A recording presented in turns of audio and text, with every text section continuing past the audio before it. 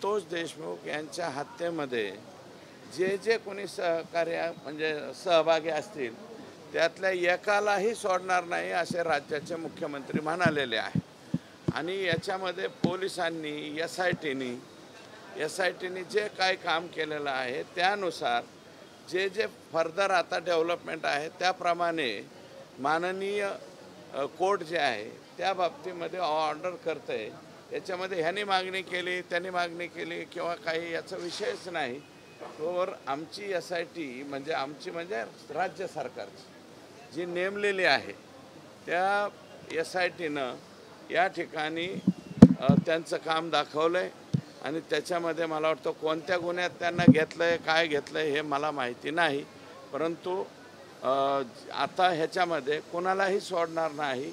कायद्याच्या कचाट्यात जे जे सापडतील ते ते कायद्याच्या अंतर्गत येतील। प्रामुख्याने सगळेजण सापडत आले तसं म्हणायचं प्रामुख्याने सगळेजण सापडत आले तसं म्हणायचं का सगळेजण सापडत आले तसं म्हणायचं हे पहा पोलीस यंत्रणा आहे, आम्ही कोणी बोलून तसं काही होत नसते।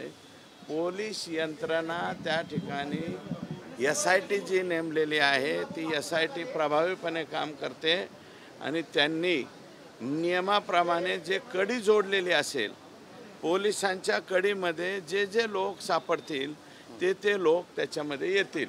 आज तिथे काय घडलंय हे एक्झॅक्ट मला अजून माहिती झालेलं नाही।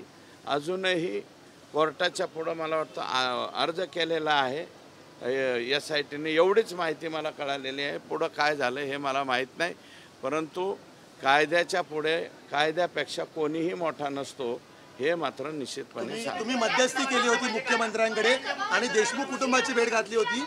पहिल्यांदा एसआयटीत बदल झालेला आहे, काल शासन निर्णय जारी झाला। आता त्याचं ऑलरेडी झालेलं आहे, परत ते बोलायला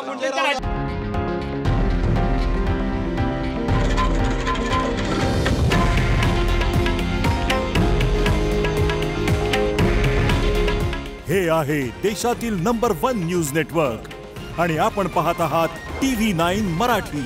काळजी तुमची, हित महाराष्ट्राचं।